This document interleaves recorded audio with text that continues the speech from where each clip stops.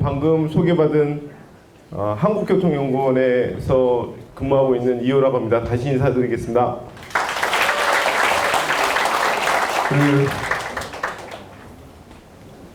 제가 보통 토요일날은 이렇게 강의하는 기회가 없습니다. 사실은 있는데 어찌됐든 간에 그 군수님께서 너무 열정적으로 하시는 부분들이 있고, 그리고 이제 그런 와중에서 이제 주민들에게 철도가 왜 중요한지에 대한 부분을 좀 알려줬으면 좋겠다라고 하셔서 제 역할도 또 그런 부분이 있어서 오늘 이 자리를 함께 했고요.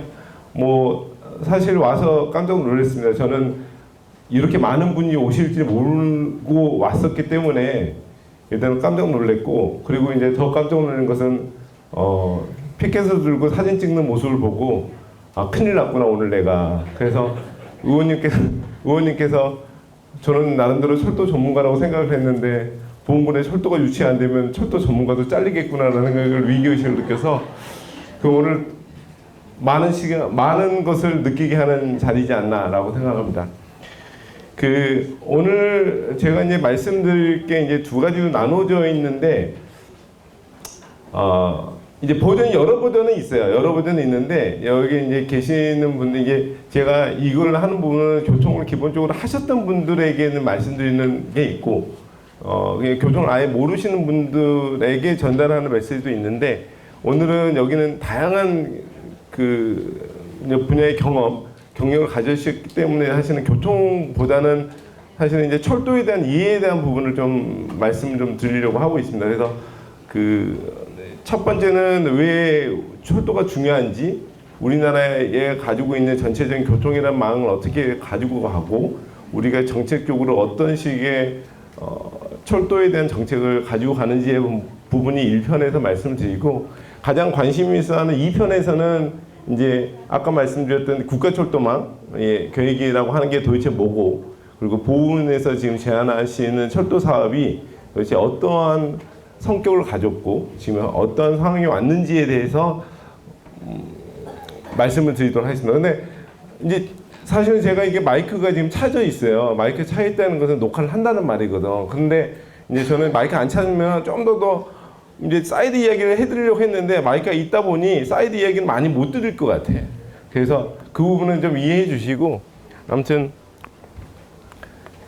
네.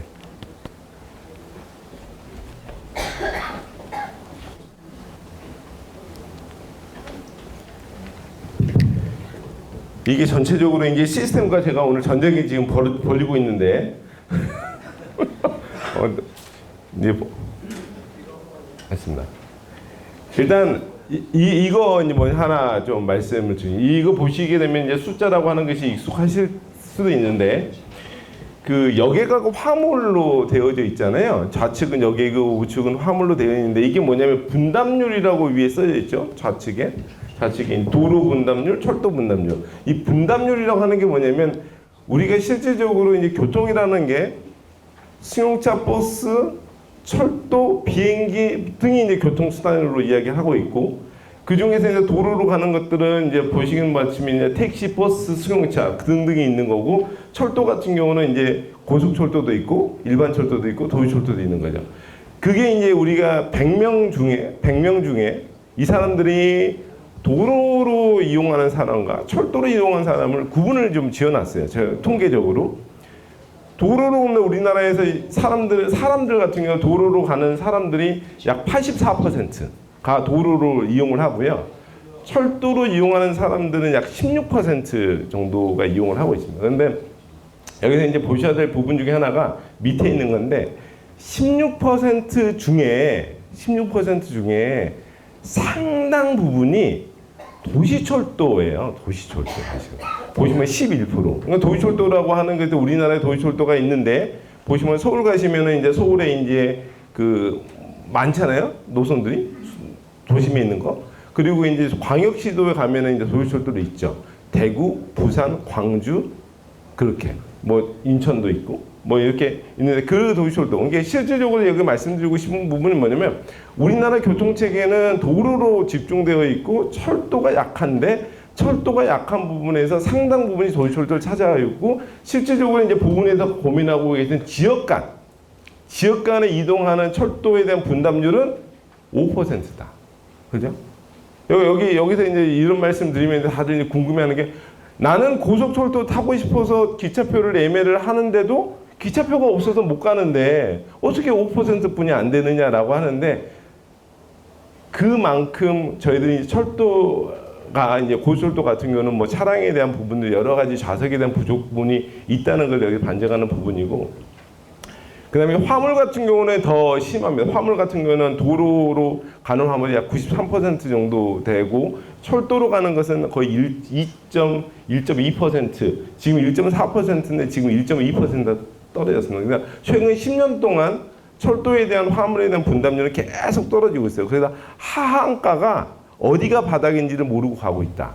그래서 이제 이런 부분들이 철도가 이제 지금 현재 가지고 있는 이 상황인데 근 10년 동안 저희가 보시게 되면은 이제 2011년부터 2019년까지 전체적으로 이제 우리나라의 교통의 분담률이 어떻게 변했느냐라고 하는 부분인데 실질적으로 정부에서는 실질적으로 승용차를 사용하는 걸 좀 억제를 시키려고 하고 있고 억제를 하려고 하는 부분을 어떻게 하려고 하냐면 대중교통이라고 하는 시스템들을 잘 다듬어서 사람들에게 대중교통을 타도록 유도를 하려고 하고 있습니다. 근데 보시는 바와 같이 10년 동안에 대중교통 정책을 열심히 펴오긴 했지만 승용차 분담률은 더 올랐어요. 그죠? 그리고 10년 동안에 철도에 대한 투자도 되게 많이 이루어져서 철도에 대한 분담률이 올랐는데 철도의 분담률이 올랐는데 떨어진 게 뭐냐? 그러면 버스와 택시가 떨어졌어요. 실제로. 그 말은 뭐냐면 우리나라 사람들은 아무리 대중교통이 잘 돼 있더라 하더라도 수용차에 대한 의존도가 높다라고 하는 거예요. 수용차에 대한 의존도가 높다. 그러면 수용차의 의존도가 높다라고 하는 부분에 대해서 여기서 말씀드리고 싶은 건 뭐냐면 왜 그러면 수용차를 사람들이 선호하느냐라는 거죠. 수용차를 왜 타시는 거냐 하면 일단 편하니까. 그리고 약간 프라이빗한 공간이 제공되니까. 그렇죠? 그러면서 이제 사실 승용차 타면서 불평불만이 있으신 게 뭐냐? 길이 막혀서 시간이 오래 걸려요 라고 하는 부분도 말씀을 하시고 그런 것들이 있죠. 그래서 이제 그 부분에 대해서 정부에서는 생각하는 부분이 뭐냐면 사람들에게 어떤 수단을 제공할 때 승용차 수준의 어떤 서비스를 제공하면 좋겠다라는 생각을 많이 하고 있고요. 그거와 관련해서 대중교통이라든지 철도라든지 그런 수단들에 대해서 정책을 필 때 수용차급에 맞는 서비스를 제공하려고 노력하고 있습니다. 그래서 우리나라가 전반적으로 대중교통, 철도를 포함한 대중교통이 실제로 다른 선진국들에 비해서 월등히 잘 되어 있는 거 맞습니다. 외국 사람들이 오게 되면 우리나라 시스템을 보면 깜짝 놀라는 상황들이기 때문에 그래 보시면 될 것 같고요.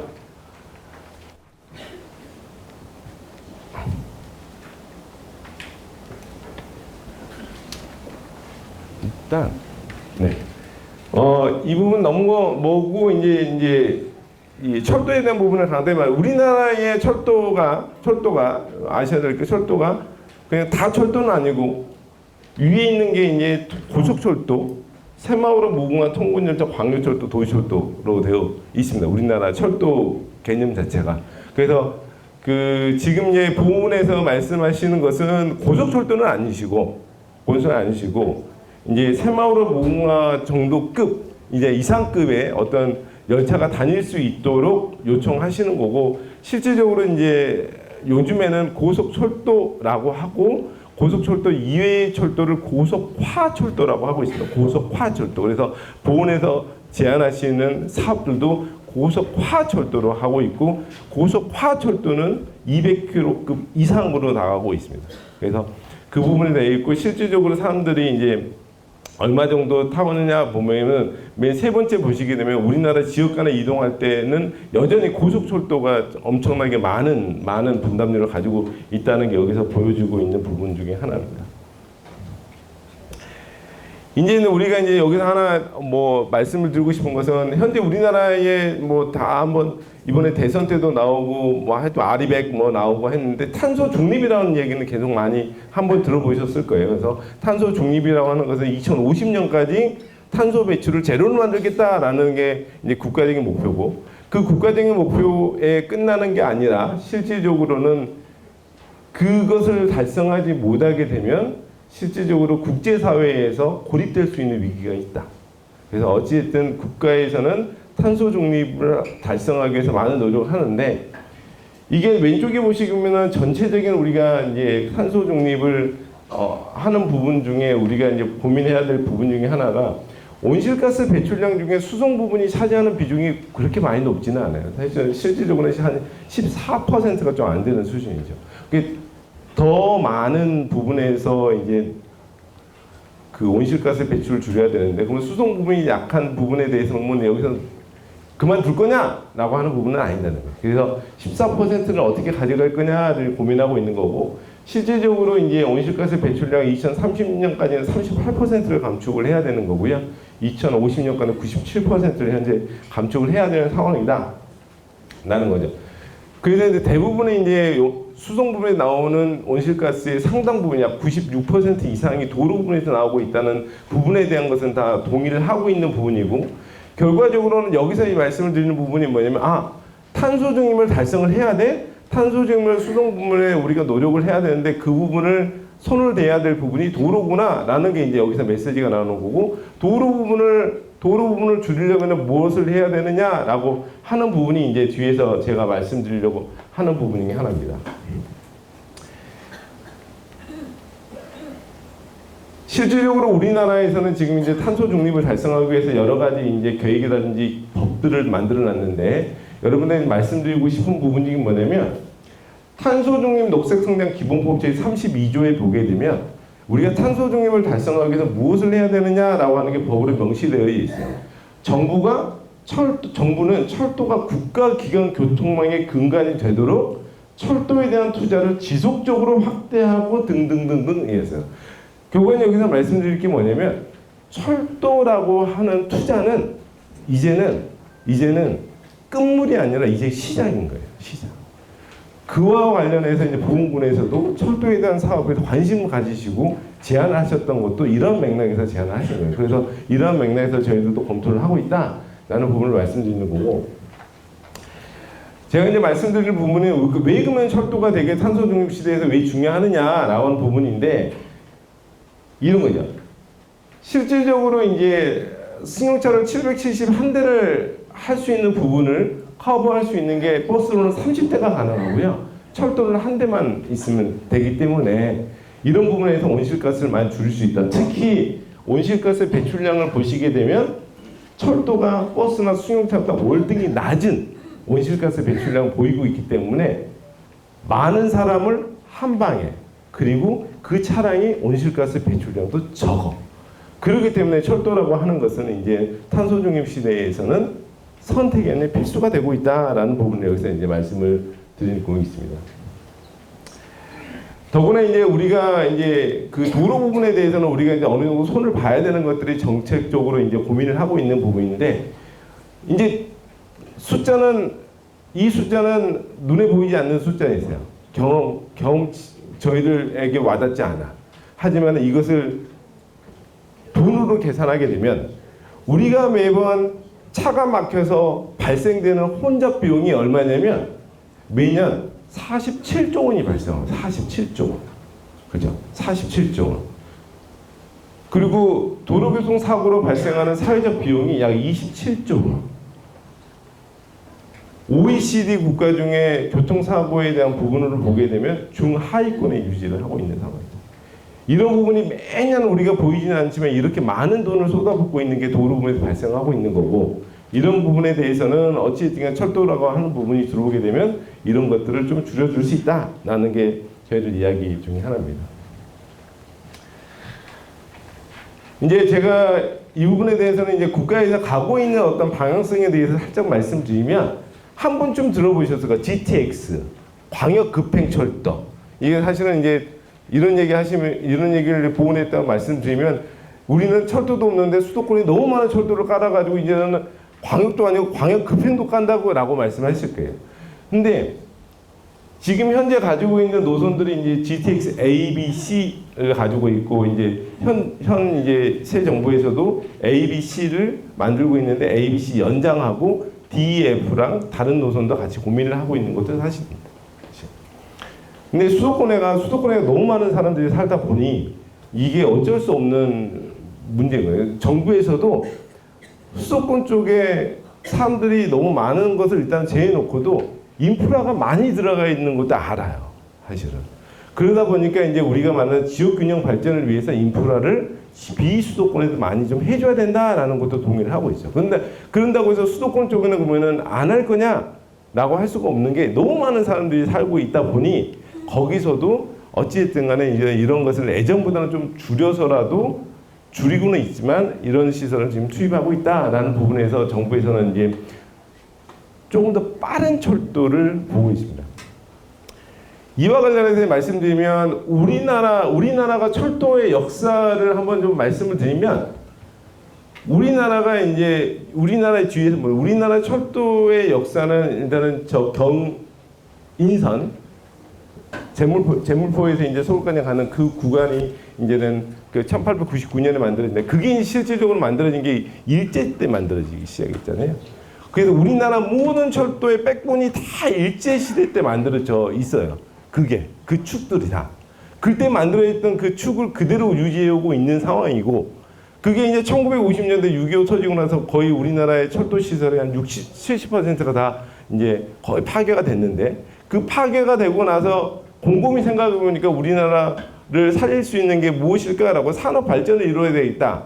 그래서 다시 철도에 대한 투자가 이루어졌고 그때 만들어진 철도가 지금까지 유지되고 있습니다. 그때 이제 붐이 일어났죠. 철도에 대한 붐. 그게 이제 1960년대 후반부터 1980년대까지 초반까지인데 그때가 철도에 대한 가장 르네상스 시대였어요, 사실. 그런데 그러면 철도가 언제부터 그러면 그 르네상스가 지금까지 계속 유지해 왔냐라고 하는 게 아니죠. 왜냐면 1980년에 철도가 꼬꾸라지는 사건들이 발생을 합니다. 그게 무슨 사건인지 아세요? 여기 계신 분들 다 지금 가지고 계시는 승용차, 마이카 시대. 그러면 이제 내 차량이 있으면 이제 어깨도 이렇게 올라가고 다들 이제 차를 타려고 하는 차를 사서 가야 된다. 그게 내 성공의 지름길이다. 징표다라고 해서 마이카 시대가 도래하면서 이제 철도라고 하는 것들이 이제 뒤로 사양 산업으로 이제 갈 수밖에 없었어요. 왜냐하면 철도가 봤더니 뭐 그냥 불편해요. 시간도 오래 걸린 것 같고 사람들도 많고 그래서 차로 이제 이동하면서 이제 철도가 이제 꺾여놨는데 철도가 하염없이 걷다가 어느 순간에 다시 철도가 다시 뜨게 됐냐면 언제일까요? 철도가 다시 각광받기 시작한 때가 힌트 2004년 누가 KTX 말씀하셨는데 그게 답이에요. KTX가 만들어진 고민된 건 1970년대 중반부터 고민을 했고 80년대 기본계획이 쭉 쓰려면서 90년대에 이것을 이렇게 많은 돈을 때려박아서 우리나라에 이것을 만들어야 되느냐 라는 논쟁이 되게 많았어요. 그러다가 KTX가 만들어지고 2004년에 첫 개통을 하면서 이게 철도를 붐을 일으키게 된 하나의 그 방아쇠 역할을 하게 됐습니다. 그래서 KTX가 지나간 걸 보고 나서 주민들이 거기에 지나가는 많은 사람들이 우리도 고속철도 놔주세요, 철도 놔주세요 라는 것들이 지금까지 이루어지고 있는 상황이라는 걸 다시 한번 말씀드리고 그런 맥락에서 이제 철도가 이제 진행하고 있다라고 보시면 되겠습니다.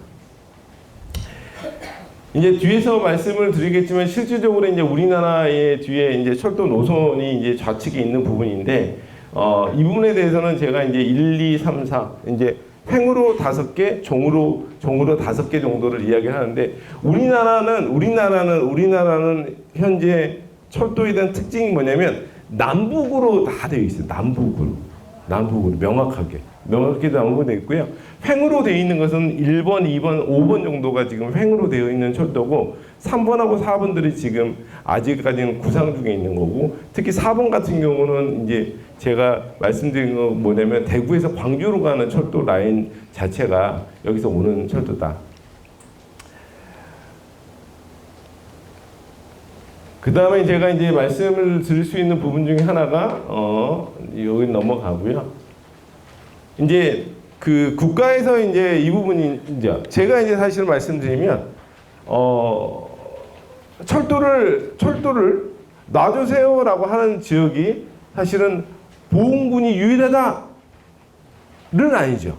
왜냐하면 전국에 있는 모든 데에서 철도를 놔주세요라고 하고 있고, 근데 보훈군에 대해서 제가 말씀드릴 건 있어. 나를 가장 괴롭히는 데는 보훈은 맞아요. 왜냐하면 군수님도 그렇고 군수님에 같이 근무하시는 공무원분들도 저한테 전화를 하든지 찾아오든지 해가지고 했던 이야기 계속해요. 보훈철도 놔주세요. 처음에야 뭐 저도 얘기했는데 똑같은 얘기 계속해. 그래서 저 오지 말라고 말씀드려요. 안 오셔도 됩니다. 그래도 또 오셔요. 그래서 똑같은 얘기 또 오셔. 그래서 저를 많이 괴롭히시는 건 사실이야. 하지만 그만큼 열정이 있으신 거야. 그런데 제가 재미난 얘기 말씀드리면, 철도 사업을 함에 있어서 이 지자체, 주민, 국민, 시민들이 가장 뜨겁게 열광할 때가 딱 2번 있거든요. 2번? 그게 언제냐? 아직 철도가 들어가지 않아서 계획 안에 포함해 주세요 라고 하는 거. 지금 보훈에서 하시는 것처럼. 그럼 계획 안에 포함이 되잖아요. 그 다음에 넘어야 될 산이 하나가 더 있어. 이게 경제성이 있냐 없냐 따지는 예비타당성의 평가가 하나 더 남았어요. 예비타당성 할 때는 사실은 국가망에 넣는 것보다 더 크게 열정을 보이십니다. 그런데 그 두 고비를 딱 넘기시잖아요. 그러면은 이제 프랭카드 걸고 박수 치고 끝. 그러면 언제 그러면은 이제 고민하시냐? 철도 개통할 때 되면은 이제 우리 오는구나라고 생각하시는데, 제가 이제 말씀드리는 부분은 뭐냐면, 아까 이제 보훈역, 의원님도 보훈역 말씀하신 역, 우리가 생각해 보아야 된다고. 왜 철도가 필요하시냐 이거지. 왜? 그냥 우리 철도가 없으니까 그냥 가기 불편해요. 당연히 그건 중요한 이야기입니다. 이동성에 대한 불편성을 해결하기 위해서 철도가 있어야 되는 거다. 근데 더 중요한 게 있어요. 철도역이 그냥 열차를 타고 내리는 공간으로서 끝나면 안 돼. 왜냐하면 철도역을 중심으로 지역 경제가 발전할 수 있는 거점으로 거듭날 수 있도록 만들어야 되는 거예요. 그게 지금 저희들이 가지고 있는 가장 큰 화두 중에 하나예요. 왜냐하면 현재까지 우리나라의 철도가 많은 노선이 만들어져서 역들이 많이 생겼는데 그 역할을 제대로 하는 역들이 별로 없어요. 왜냐하면 철도를 단순하게 이동 수단으로서만 생각을 했었기 때문에. 그래서 이런 철도역이라고 하는 것, 특히 보훈역이 만들어지게 되면 이 보훈역을 중심으로 지역이 발전할 수 있는 하나의 거점이 되어야 한다라는 거고, 그 거점을 만드시는 게 누구시냐? 여기 보훈 국민들이 만드시는 거예요. 우리 철도역 그냥 열차 타는 거에 만족하지 않아요. 이 철도역을 중심으로 보훈이 더 잘 살 수 있게 만들어 주세요 라고 하는 것을 여기 계시는 여러분들이 다 하시는 내용이다 라고 하는 부분에 대해서 우리가 진짜로 철도역을 지역 경제 활력의 거점으로 육성하려는 노력들을 지금 하고 있다라는 부분을 지금 말씀을 드리고요. 넘어가시죠. 이제부터 이제 본 게임 들어가겠습니다. 이제부터는 이제 실질적으로 궁금해하시는 거. 너는 뭐 하는 사람인데 와서 여기서 이야기를 하고 있고, 앞에서 여러 사람들이 뭐 최고의 전문가라고 하는데 저 사람 뭐 하는 사람인가라고 하는 부분을 이제 실질적으로 제가 이제 좀 말씀을 드리겠습니다. 지역이 발전을 하려면 이야기하죠. 저희 지역 발전해야 되니까 철도 놔주세요. 맞습니다. 지역이 발전하려면 기본적으로 교통 인프라가 있긴 있어야 돼요. 하지만 지역이 발전하려면 그것만 있어서는 안 돼. 보시면 지역 연계를 할 수 있는 게 교통 인프라, 그 다음에 지역이 성장할 수 있도록 공장이 되든 사람들이 모여들 수 있는 그런 인프라들, 어떤 환경들이 만들어져 있어야 돼. 그리고 그거 말고 정부에서 어쨌든 간에 보조금을 준다든지 여러 가지 혜택들이라든지 어떤 정책적인 지원들을 해줄 수 있는 법제도들이 기반이 돼요. 이 세 가지가 같이 있을 때 지역이 발전할 수 있는 거예요.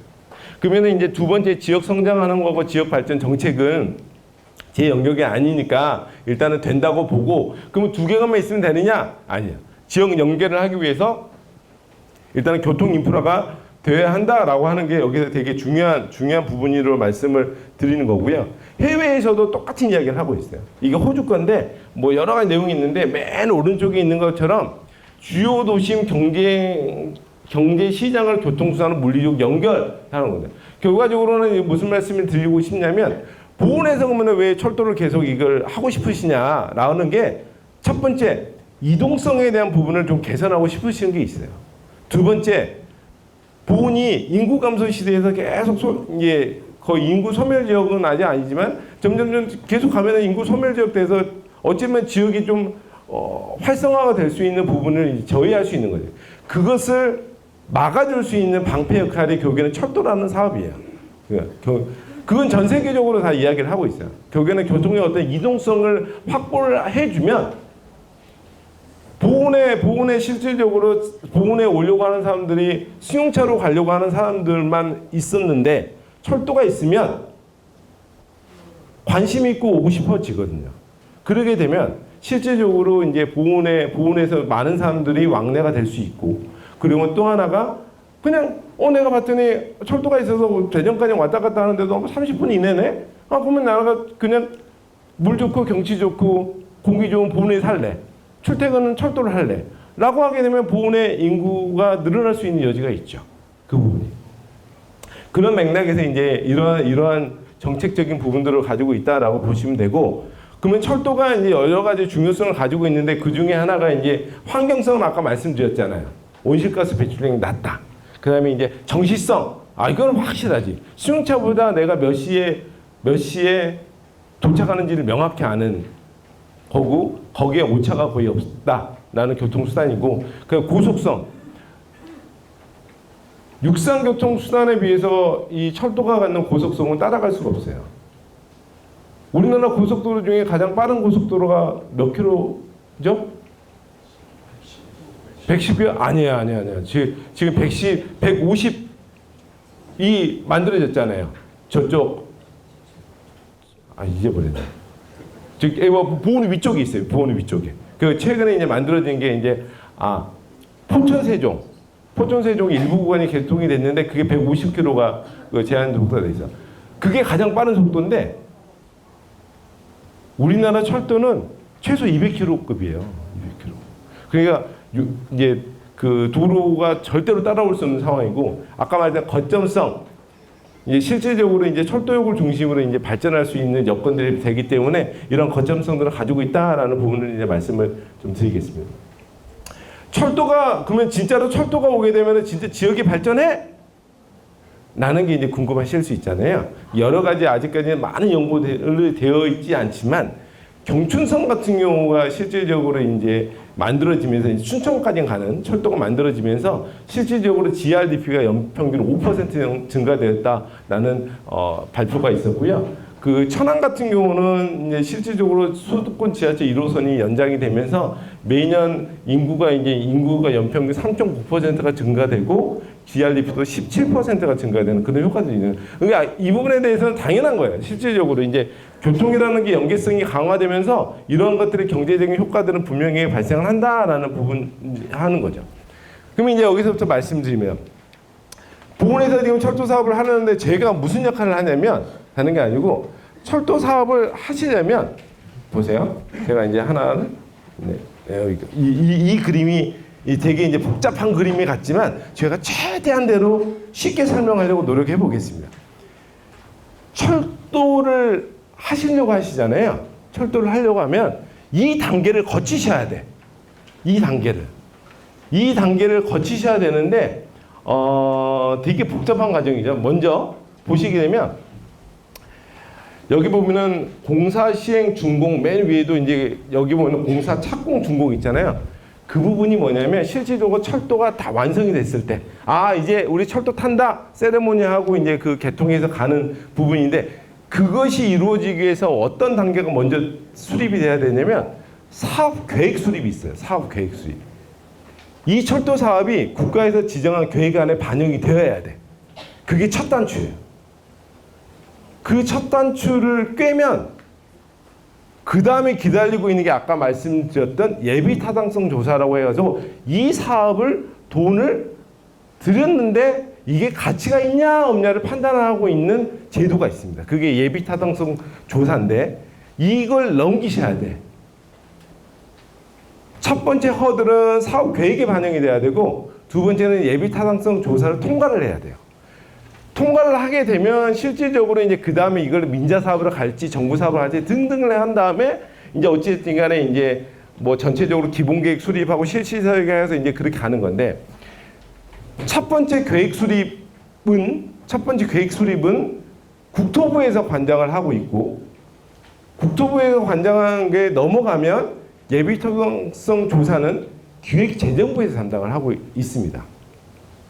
그래서 제가 여기서 말씀드렸는데 계획에 들어가야 된다고 말씀드렸잖아요.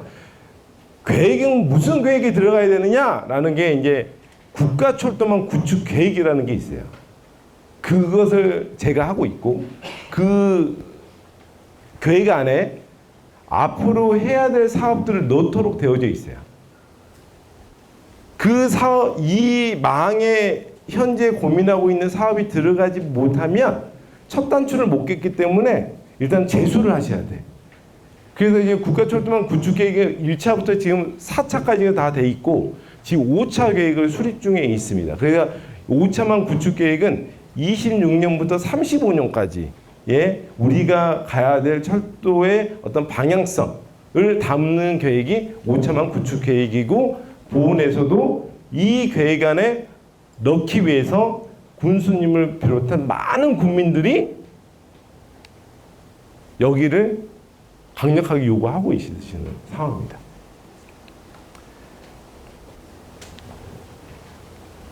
그런 맥락에서 이제 아까 말씀드렸던 부분이고 여기가 현재 그러면 국가철도망은 언제 시작했냐? 23년 7월 달에 일단은 시작을 했고 올해 12월 달에 어찌됐든 간에 저희들은 고시하려고 하고 있어요. 고시라고 하는 게 5차 국가철도망에는 이러한 사업을 가지고 가겠습니다라고 정부에서 발표하는 겁니다. 발표를 하는 게 이제 올해 이제 하반기 12월 달에 저희들은 고민하고 있는 부분이라고 일단은 말씀을 드리는 거고요. 일단은 제가 이제 하나 이제 말씀을 드릴게요. 이 노선이 현재 우리나라가 가지고 있는 철도 노선입니다. 철도 노선이고 여기가 보이는 이 파란색이 있잖아요. 파란색 여기 보이시는 파란색이 고속철도 라인이에요. 고속철도 라인하고 파란색 고속철도 라인과 깜장색 라인은 달라요. 왜냐하면 고속철도가 파란색 라인으로 들어가기도 하고 검정색으로도 들어가기도 해요. 우리가 알고 있는 KTX가 SR이. 하지만 우리가 알고 있는 새마을호 무궁화들은 이 파란색 안으로는 못 들어와. 그게 고속철도 전용선이거든요. 이 고속철도 전용선이 우리나라가 잘못 이제 아시는 분들이 많은데 우리나라의 고속철도 라인은 3개뿐이 없습니다. 하나가 경부선, 하나가 목포로 가는 호남선, 그리고 하나가 수서에서 이렇게 내려오는 이 평택지대로 내려가는 이 선. 그게 3개뿐이 없어요. 고속 전용선이. 나머지는 다 일반 철도 라인이에요. 이게 돼. 이게 이제 이렇게 되면 이제 여기서 이제 궁금하시는 거, 이게 너무 뻥뻥 뚫려 있죠. 특히 이제 우리가 이제 가장 많이 하는 여기가 보훈인데 보훈도 사실은 이제 여기가 뻥 뚫려 있는 부분 중에 하나고 이 가장 크게 뻥 뚫려 있는 부분이 이쪽 이 뻥 뚫려 있는 부분이고 강원도 뚫려 있죠. 그런데 실질적으로 이게 현재 이제 운영되고 있는 노선이고 그런데 정부에서 제가 말씀드렸잖아요. 2004년 이후로 철도의 르네상스가 돼가지고 많은 사업들을 추진하고 지금 공사 중에 있습니다. 그게 어떻게 되냐면 이렇게 되는 거예요. 이게 지금 계획에만 있는 사업은 아니고 이게 지금 공사 중에 있거나 앞으로 할 사업들을 다 확정 지어 놓은 거예요. 그러면 제가 재미난 얘기 하나를 말씀드리면 춘천에서 속초 가는 라인이 하나 있잖아요. 맨 위에. 이게. 제가 이제 이 사업을 명하기 10년 전쯤에 이 사업을 뭐 구상을 하고 이제 그 저기 강원도 쪽에 갔는데 그 어르신이 뭐하러 왔어요?라고 해가지고 저희들 철도 사업을 하는데 노선이 가는 지역들을 좀 보고 그게 가능한지 좀 일단은 조사하러 나왔습니다. 그랬더니 어르신이 옥수수 주시면서 저한테 하는 말이 있더라고. 내 살아생전에 철도 한번 타봤으면 좋겠다고. 그럼 내가 이거 철도 타시면 되죠. 근데 강원도는 철도가 없대. 여기 뭐 보니까 여기 보면은 강원도가 지금 이제 저기 보시게 되면은 이 강릉 가는 천이 하나 있잖아요.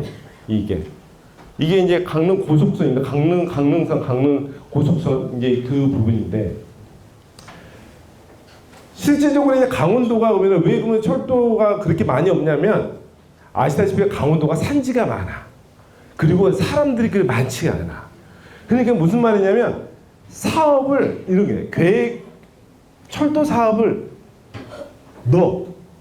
첫 단추를 꼈어. 근데 아까 말씀드렸던 가장 중요한 단계가 뭐냐면 기획재정부 하는 예비타당성 조사를 넘어가는데 거기에 가서 번번이 낙방을 해.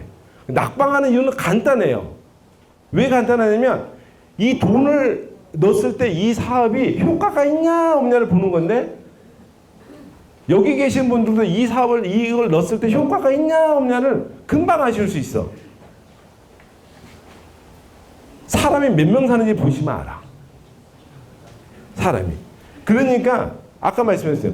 수도권 쪽에가 무슨 사업을 하려고 하게 되면 사업성이 높게 나오는 이유 중에 하나가 수도권에 사람이 많이 살잖아요. 그러니까 결과적으로는 사업을 하게 되면 사업성이 좋아. 그래서 사업이 되는 경우도 많고.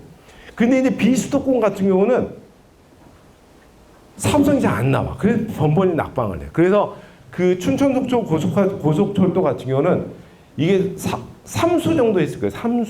3수면 그냥 3년이 아니고요. 한 10몇 년 세월 보냈어요. 사실 춘천 속초. 그러면서 완성이 됐는데 근데 여기서 이제 그 말씀드리고 싶었던 부분이 뭐냐면 그러면은 춘천 속초 고속철도 이제 강릉 가는 강릉선 등 여기서 말하고 있는 철도 사업들이 다 그러면 사업성이 좋아서 됐느냐? 나는 건 그러지는 않아요. 지금은. 예전에는 사업성이 무조건 좋아야지만 됐지만 사업성이 어느 수준만 되더라도 다른 요소를 가지고 사업을 평가를 합니다. 그래서 이제 이런 사업들이 이루어졌던 부분들이 있는 거고 다시 이제 돌아가면 이 아까 가장 크게 벌어져 있던 부분에 대해서는 일단은 대구에서 광주 가는 철도 사업이 완성이 되고 여러 가지 되면서 여기는 어느 정도 해소가 됐는데 실제는 보은이라는 지역들은 여전히 이제 안 돼 있죠. 왜냐하면 보시는 바와 같이 기존에 있었던 노선들은 이것도 기존에 있었던 노선이거든요. 이게 개량만 할 뿐이지 보시게 되면 보시는 바와 같이 이 라인 이렇게 있고 지금 이 라인만 지금 하나만 지금 만들어진 거지 실질적으로 있었던 노선 그대로 가는 상황이다라고 보시면 돼요. 그래서 실질적으로 이제 이 충청 북쪽 쪽은 실질적으로 이제 이러한 부분에서 여러 가지 이제 철도에 대한 서비스에 대한 문제점을 가지고 있는 거고.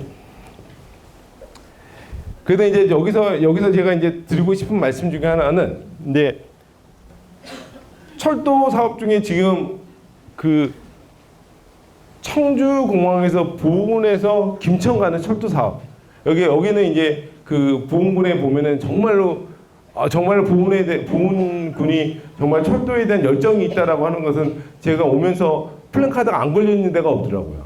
이게 전국에 이렇게 많은 플랜카드 걸려 있는 데가 거의 없을걸요. 제가 보기에는. 그래서 참 그리고 또 놀란 게 뭐 그렇게 조직이 그렇게 많으세요?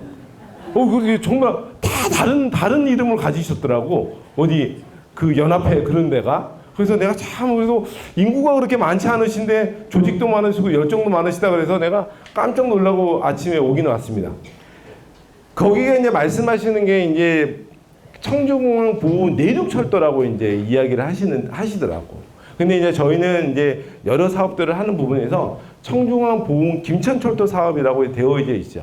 이게 보시게 되면 이런 건데 청주공항에서 이제 보훈을 건너서 김천으로 가시게 되면 어떠한 거가 좋으시냐라고 하는 게 청주공항에서 김천 갈 때 보훈군에서는 청주공항과 김천 가는 게 끝나시는 게 아니고 사실은 보훈에서 시작해서 김천에서 이쪽에서 이제 김천에서 거제까지 가는 라인을 타실 수도 있고 여기서 경부선을 타고 이제 부산까지 가실 수 있는 라인이 있죠. 그러면 사실은 보훈에서 청주공항에서 이 라인은 끝이잖아요. 지금 이쪽 라인은 없으니까 이쪽으로 못 간다. 그러면은 갈 수 있는 게 이렇게 돌아가야 되는데 약간 불편하시잖아요.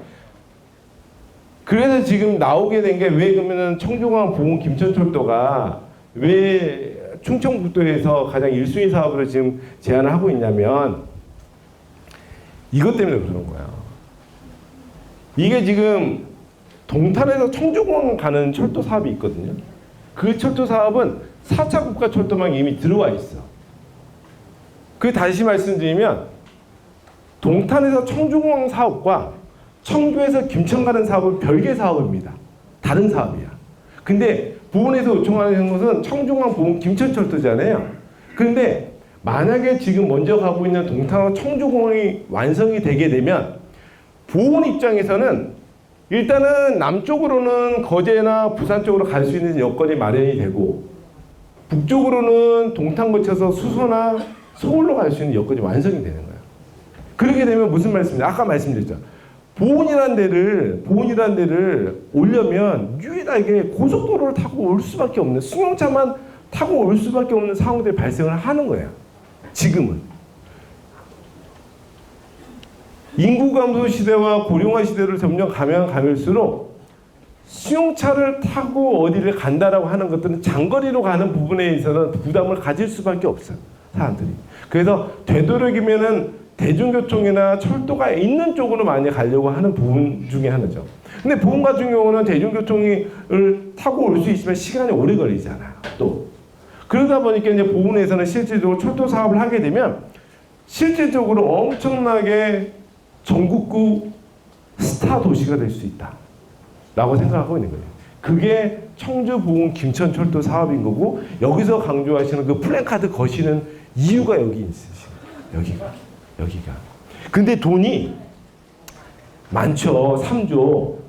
많죠. 3조. 저도 좀 뭐 평생 가도 만져보지 못할 돈이긴 한데 근데 하나 재밌는 말씀. 제가 이제 아까 말했잖아요. 국가철도망에 사업을 해달라는 지자체가 보훈만 있는 건 아니라고. 전국에서 다 이야기를 하는 거고 아까 말씀드렸잖아요. 그 전국에서 가장 플랜카드가 많이 걸려 있는 데가 보훈이고 가장 저를 괴롭히는 데가 보훈이다. 그건 명확한 사실이다라는 것을 인정을 하고 말씀드리는데 3조잖아요. 전국에서 올라온 사업들이 한 200개가 넘거든요. 보훈에서는 그 중에 이제 하나는. 제가 돈만 많으면 다 해드리고 싶어. 그 돈이 얼마가 있으면 되는지 아세요? 그 돈이 다 올라온 사업들 다 긁어 모으면 그게 600조가 넘어요. 600조. 깜짝 놀라셨죠? 저도 깜짝 놀랐어요. 600조. 그 중에 3조면 뭐 세 발의 피지 뭐. 철도 사업에서는 1조는 돈도 아니에요. 1조는 돈도 아니야. 1조는 돈도 아니야. 왜냐면 철도 사업이 1km 가는데 보통 1,000억에서 500억에서 1,000억이거든요. 그래서 철도 사업이 돈이 많이 드는 사업이죠. 그러다 보니까 무슨 말이 나오느냐? 기재부가 항상 괴롭혀요. 야, 철도 사업비 너무 많이 드는데 이런 사업들 많이 해가지고 나중에 사람 안 타면 어떻게 할 거야? 그래서 조금 더 아주 강력하게 이 철도 사업 추진에 대해서는 면밀히 검토를 하고 있습니다. 기재부에서. 그 3조 사업이지만 효과적인 부분에 있어서는 여러 가지 이제 이런 효과들이 있고 실질적으로 보훈이라는 데가 그동안에 철도 서비스를 받아보지 못한 데기 때문에 우리가 이제 전문용어로 철도 서비스 소외 지역이라는 이야기도 합니다. 그래서 보훈도 실질적으로 그런 맥락에 대한 철도 서비스 소외 지역에 해당되기 때문에 저희가 실질적으로 이제 이런 것을 전체적인 사업을 평가할 때 그런 것까지 다 고려를 하고 있는 상황이고요. 아까 말씀드렸듯이 아까 철도 사업이라고 하는 게 돈이 많이 들어간 사업이고 이게 경제성이 나와야 되는데 사실은 보훈 이 철도하면 경제성이 나올까요, 안 나올까요?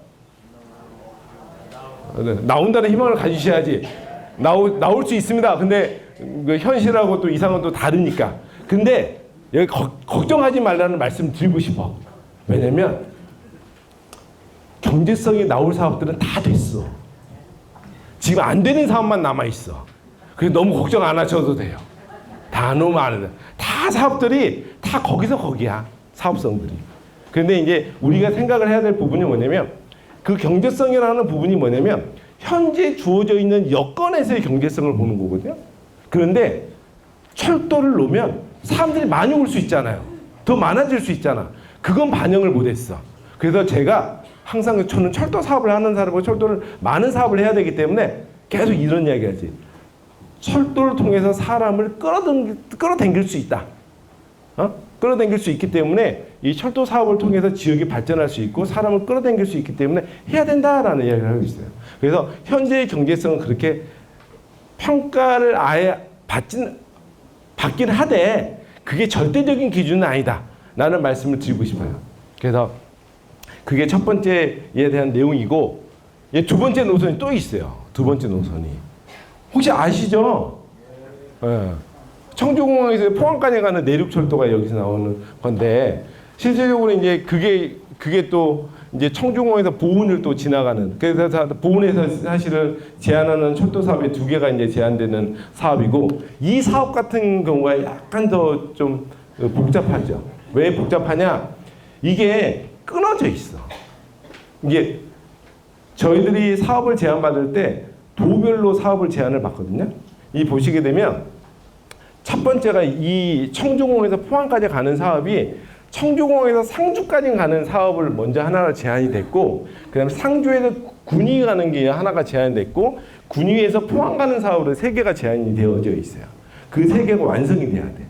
그게 결국에는 청주공항에서 포항 내륙철도다라고 말씀드릴 수 있고 그 사업비가 대충 저쪽이 2.8조, 2.1조, 1.7조라고 하는 돈이기 때문에 한 7조 원 이상 되는 사업이기 때문에 사실은 이제 청주공항에서 포항 내륙철도는 이 7조 정도 되는 사업은 작은 돈이다? 말씀 못 드려. 왜? 사실은 큰 사업이야. 이건.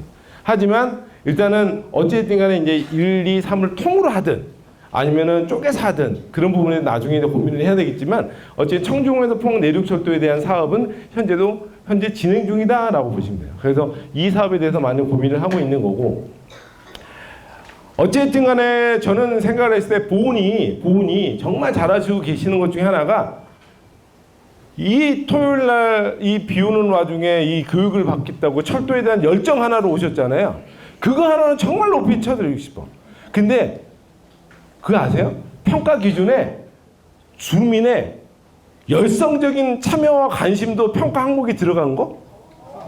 그래서 제가 어쨌든 간에 제가 당사자니까 이게 어쨌든 평가는 당사자니까 제가 봤잖아. 눈으로 봤잖아요. 그래서 제가 가슴이 쫄깃쫄깃하긴 했지만 이 열정에 대한 부분은 제가 이제 분명하게 오늘 머릿속에 담고 한다라는 부분이고 어쨌든 간에 보훈이라는 지역의 철도 서비스 소외 지역으로서 현재 가지고 있는 어려움이 있는데 장기적으로 봤을 때는 철도가 여기 계신 분이 철도가 개통될 때 그 보실 수도 있고 못 볼 수도 있지만 철도 사업이 계획 단계부터 만들어지는 데까지 한 10년 걸립니다. 10년. 그래서 이제 좀 이제 오래 참으셔야 돼. 이게. 그래서 이제 여러 단계들이 있지만 일단은 보훈에 철도가 오는 그날을 위하여 아무튼 열심히 한번 저도 노력하고 여기 계신 분들 많이 노력을 해주시면 감사하겠습니다. 감사합니다. 혹시 제가 그 질문 아니면은 질문 아니나 뭐 코멘트 주셔도 돼요. 잘해라 말씀해 주셔도 되고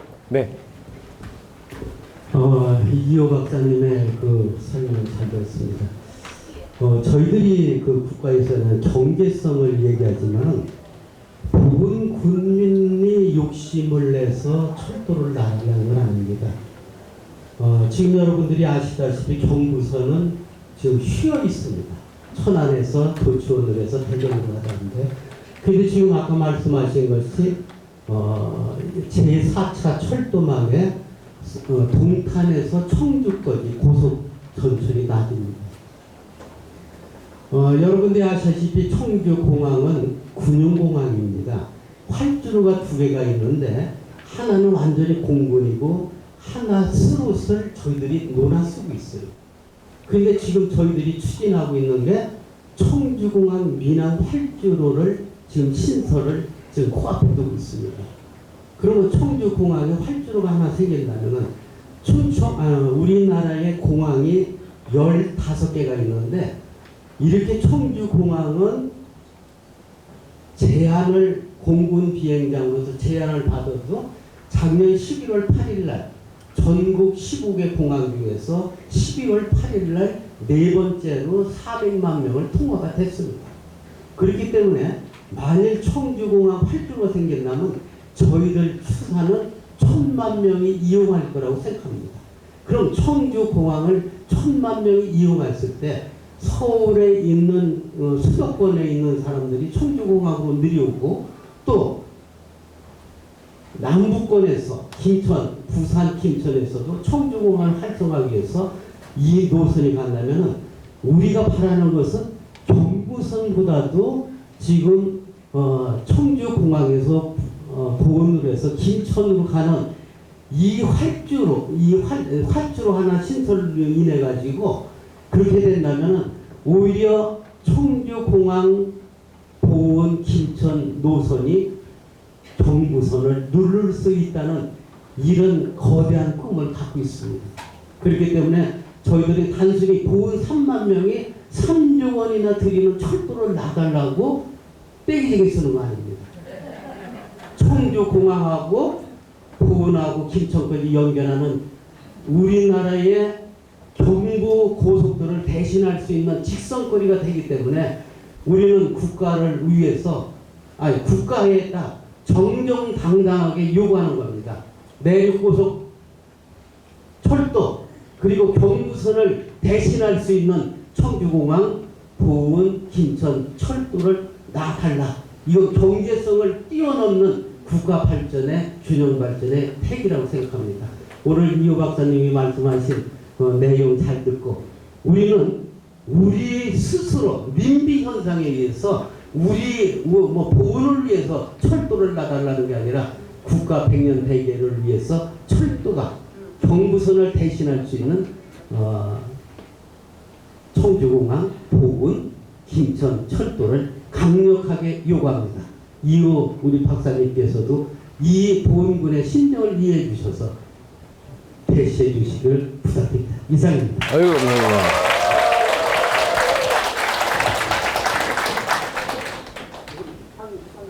감사합니다. 저 재령 보훈 군매니저입니다. 오늘 이 목사님 말씀 들으니까 우리가 왜 철도를 보훈에 가져야 되는가 하는 당위성을 많이 공부하게 됐습니다. 제가 나온 이유는 박사님을 한 가지 편하게 해드리려고요.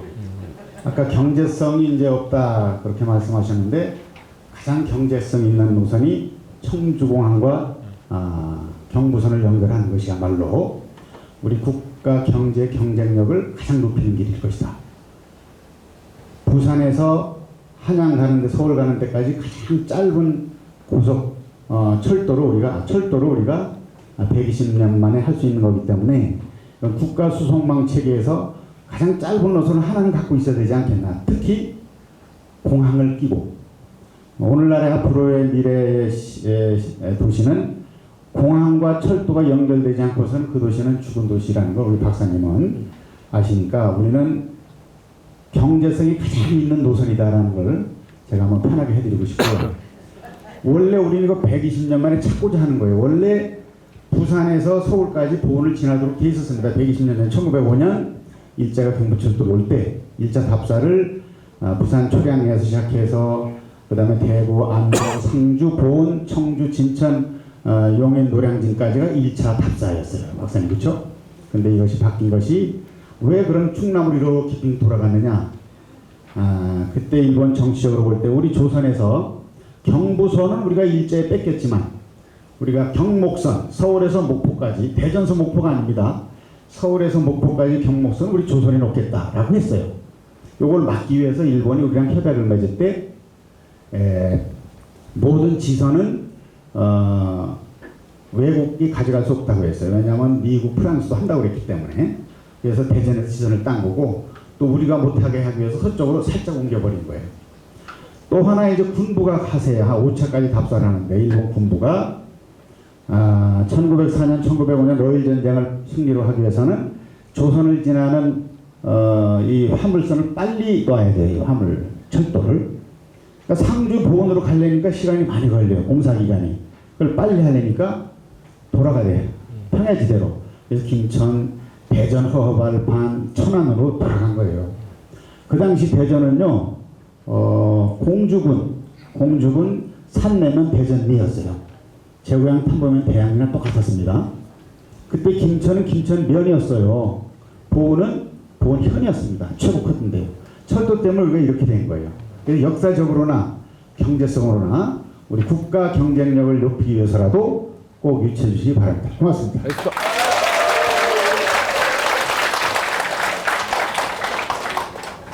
일단은 두 분의 아주 훌륭하신 코멘트가 있어서 제가 발표를 다 요약해 주신 것 같아요.